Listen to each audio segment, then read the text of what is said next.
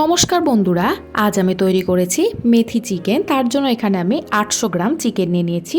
চিকেনগুলো ভালো করে ধুয়ে জল ঝরিয়ে নেওয়ার পরে এর মধ্যে দিয়ে দেব আদা বাটা 1 চামচ, রসুন এবং কাঁচা লঙ্কা বাটা দিয়ে দেব 2 চামচ, দিয়ে দেব এর মধ্যে সামান্য পরিমাণে লবণ, গোলমরিচ গুঁড়ো দিয়ে দেব 1 চা চামচ, ধনে গুঁড়ো দিয়ে দেব 1 চামচ।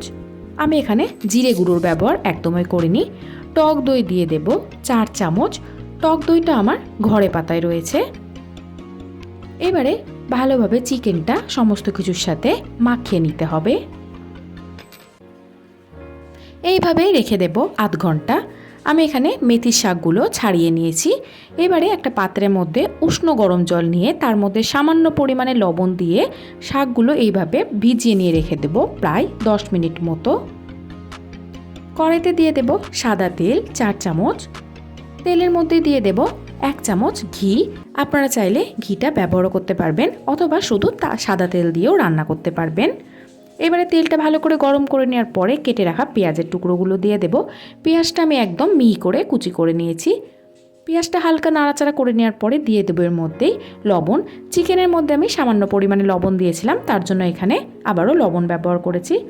প্রায় 5 মিনিট মতো এইভাবে পেঁয়াজটা হালকা ভেজে নেওয়ার পরে চিকেনের টুকরোগুলো দিয়ে দেব।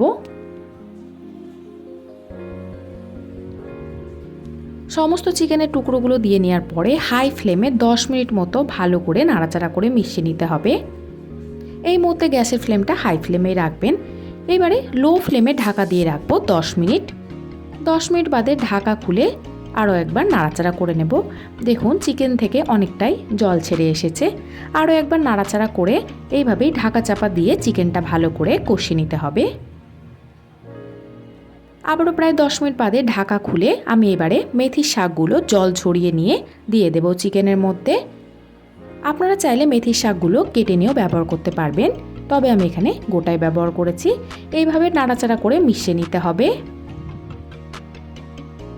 5 মিনিট মতো নাড়াচাড়া করে মিশিয়ে নেওয়ার পরে ঢাকা দিয়ে রেখে দেব প্রায় 10 মিনিট মতো। 10 মিনিট বাদে ঢাকা খুলে আরও একবার নাড়াচাড়া করে নেব। দেখুন শাকগুলো একদম মিশে গেছে চিকেনের সাথে। এইবারে এর মধ্যে দিয়ে দেব টক দইয়ের মিশ্রণ। চিকেনটা মেখে রাখার সময় যে টক দইটা বাটির মধ্যে রয়ে গেছিলো সেইটাই। আমি এখানে আলাদা করে জলের ব্যবহার একদমই করিনি। এইভাবে নাড়াচাড়া করে মিশিয়ে নেওয়ার পরে লো ফ্লেমে ঢাকা দিয়ে রেখে চিকেনটা ভালো করে সেদ্ধ করে নিতে হবে।